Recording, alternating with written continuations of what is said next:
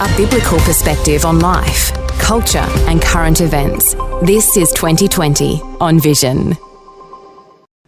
This is Andrew McLennan. One of the great challenges in the modern Western church is to make disciples of all nations. In our busy lifestyles, it's hard to pin people down to a program, a system, or some form of discipleship that enables believers to grow and develop in their faith. So it's always refreshing when we hear about programs and ministries that are dedicated to this purpose. And it's our great pleasure to welcome one such ministry today. And the founder, Clayton Gibbs, joins us now. Paul, welcome. Thank you so much for having me. I really appreciate it. It's our pleasure, Paul. As I said, in the modern Western church, it's no one's fault. Everyone's busy. We do great events. We do great services, great worship experiences. But the challenge is that Monday to Saturday, getting people to live a Christian life, isn't it? Yeah, absolutely, yeah. And really just to align ourselves with what God's purpose is, I should say, which is obviously advancing his kingdom more than just simply growing churches or ministries, really prioritizing his mission over our ministry, I think is really key to success and to see some cool things happening on the planet. Yeah, well, speaking of cool things, your ministry is called Pais.life, which just sounds cool, and that's Pais.life. That's also your website, which I would encourage people to check out. But tell us the story behind Pais. Oh, okay. Well, essentially, I was born into a wonderful family, but not a religious family in any way. I was born with asthma and eczema. When I was 13 years old, my eczema became septic, which meant I had to lie in a bath at night because I had yellow pus on my arms and legs. And what would happen was when I took my bandages off, my skin would peel off. And there was a tent crusade being advertised by a teacher. And the boys from my school were coming back, kind of mocking what was happening, but at the same time saying, we saw people get healed. It was really weird. And then one of my friends said, Paul, you should go because you're a bit like a cripple, which I thought was a fair comment. So I went. And on the last night of the crusade, I gave my life to Jesus, went to church, heard that I could pray directly to God, didn't need a priest, and prayed. And within about 9 days, my skin disease disappeared. I've never had eczema again, which was amazing. So I tell everybody the same story. I thought this is good news and bad news. Good news, God is real, the Bible is real, heaven's reality. Bad news, the devil's real, the Bible's real, hell's reality. I need to tell people about Jesus. And so I thought I was going to be a missionary, went to train to be a missionary. God clearly told me to go back to Manchester. And when I was in Manchester, I got opportunity to reach into schools. And eventually I was in 17 different schools. But the problem was that young people wanted to find out more, but would not go to a local church unless there was somebody there that they knew. And so I had one good idea in my life, and that was in 1992. And we basically recruited other young adults, and we give them a free apprenticeship in ministry, leadership, discipleship, etc. And as a team, we went into these schools, and each one of us was based in a different church. And we acted as a relational bridge. And then fast forward 30 years, we're now in 20 nations around the world, Africa, North America, South America, Europe, Asia, Australia. And yeah, lots of different places and growing as well. So we come along the side of the church and just really encourage them in different ways to live life on mission. Excellent. So that's phenomenal growth, isn't it? So obviously it's getting traction and it's resonating with people. So if someone was just to bump into you in the street and say, Pais, how can you help me? I'm a Christian. How can your program, how can Pais.life help me? What would you say? That's a great question. Well, there's so many different ways, really. So we work a lot with teens, for instance. So in that case, we're always looking for those people of peace, those young people are leaning forward. And if that's someone's leaning forward saying, hey, how can you help me?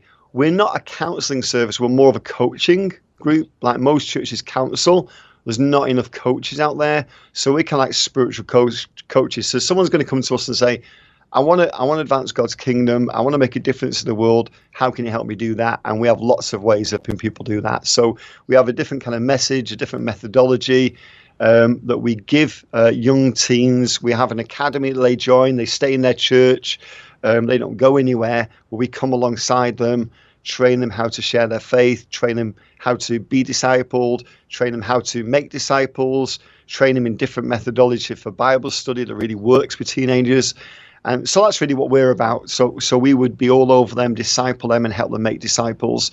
And the same thing for churches. We come alongside. So the main people, if I'm honest, who reach out to us are probably church leaders right now.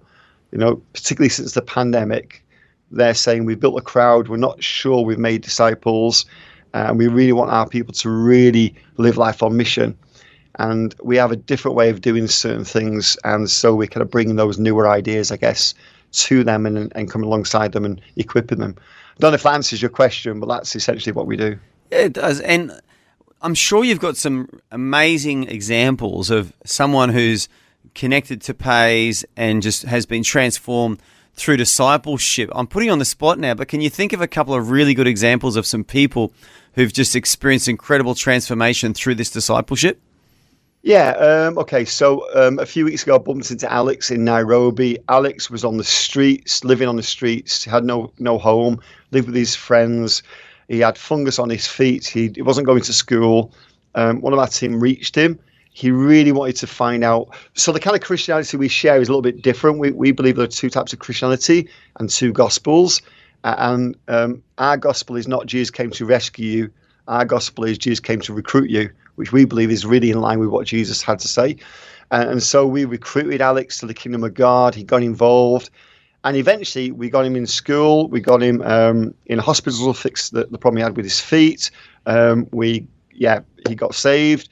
And then he turned around and said, can I do what you do? So he joined a Pais team, and then he became a team leader, and he trained other people in that. And I've got a picture on my computer of him and like 20 people he's discipled, which is great. And I bumped into him a few weeks ago. I was in Nairobi visiting our teams there, and he's now a youth pastor in a church. So he's gone from just complete, just no direction, no home, no schooling, no education, to now leading other people in things of the kingdom, which I love.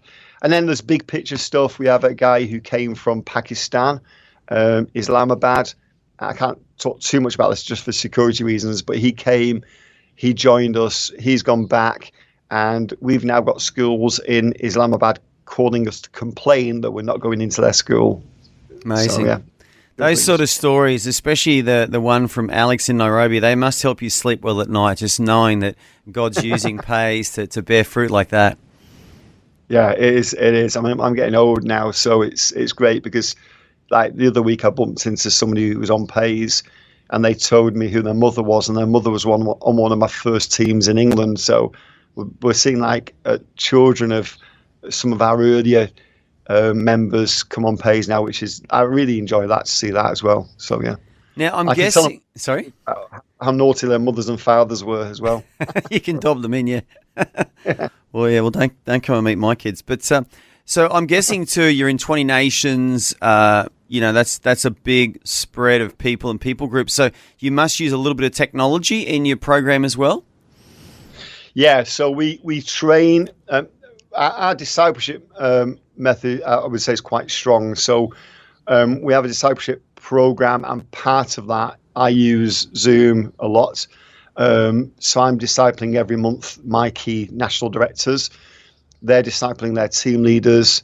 Those team leaders are discipling the team members who are discipling the young people. So we call it the flow. There's a flow of teaching and training. And the way we have these kind of Jesus questions that we like to ask. So when we think about discipleship, we ask the question, why is it that we spend so much time educating people and hoping to have an experience when Jesus took people on experience that led to education? So we use technology to help people go on experience, or take them on experience and use technology to then educate them afterwards. So it's a mixture of high tech, high touch. Yeah, that's a great way of phrasing it. And I'm going to ask you two questions which require two answers. Number one, what is the biggest challenge, do you think, to us in the West today to make real disciples? And number two, how's Pais overcoming that obstacle? Brilliant question. So this is big picture stuff, I guess. So I genuinely think there's a problem with the way we frame our Christianity. So I believe when Jesus came, he was mainly speaking to believers, not non-believers. You don't hear Jesus try to convince believers of God. So everything we use to convert Christians, he was using to convert believers. And of course, one of the main things he said is seek first the kingdom of God. And his righteousness and all these things shall be added to you. And we don't have time to unpack that. But what I would say is there was a religion that Jesus witnessed and one that he wanted. And I frame it these two ways. I call it Christian-centric, which is to pursue our vision, do it God's way, so that he gives us what we want. And then there's to be kingdom-centric, which is to pursue God's kingdom and do it his way, so we give him what he wants. And what he wants is for all people to come to know him and believe in the truth. And I think unless we align ourselves with, this is about the kingdom and advance of the kingdom, this is not simply preaching to people, Jesus came to rescue you, to be in church, but this is, Jesus came to recruit you to advance the kingdom of God. That puts an onus on us then to think, well, how do we not just counsel people, but how do we equip them? And I think it's Proverbs that says, without vision, people throw off self-discipline. But with vision, people become disciplined and discipled all by themselves sometimes. So giving people a bigger vision of what Christianity is really about. And I'm writing a book on that will be out in May, just helping people guide through what does that look like to move from being Christian-centric to becoming more kingdom-centric. Brilliant. I love that so much. What's the book going to be called? Kingdom-centric, Reframing Christianity. Well, I'm going to look out for that one. Kingdom-centric, Reframing Christianity. Paul, I could speak to you for hours. I just feel that what you're doing is so needed right now. It's so of God. It's so biblical. And it just feels like the church in the West is moving towards this now. I'm hearing more and more people talk like you, Absolutely. more and more pastors talk like you, that we've realized that the big event, the big service with a lot of people at church lifting their hands and singing with the smoke machine and the lights, it's all good, but it doesn't make disciples. And so everyone's looking for something deeper. So, Paul, I want to thank you so much for what you're doing and for coming to Australia. I know it's a mission coming out here. You're now based in Texas, which was, what do they say in Texas? Some of us were born here and the rest of us got here as soon as we could. So you obviously got there as soon as you can, but you've come all the way to Australia to share what you're doing and build your ministry out here. I want to thank you for that, and also thank you for your time today, joining us on 2020 to share a little bit of your story. Well, I really appreciate the opportunity, and you've asked great questions, so that's been great. Thanks so much indeed. And just to remind our listeners, the website is Pais, Pais.life. That's Pais.life. And maybe you or your pastor or your church could do with a really good discipleship program. This is one well worth checking out. Once again, Paul, thank you for your time. Could I mention one thing, which is if people know of any young adults, 18 to 30, we offer them a free mission year, an apprenticeship, free training, free accommodation, free meals, and I would suggest it's world-class training. So if they know any people, just send them to the website, like you say, Pais.life, and we'd love to interview them and maybe offer them a position. Excellent. Thanks again, Paul. Okay. Bless you. Thank you. Thanks for taking time to listen to this audio on demand from Vision Christian Media. To find out more about us, go to vision.org.au.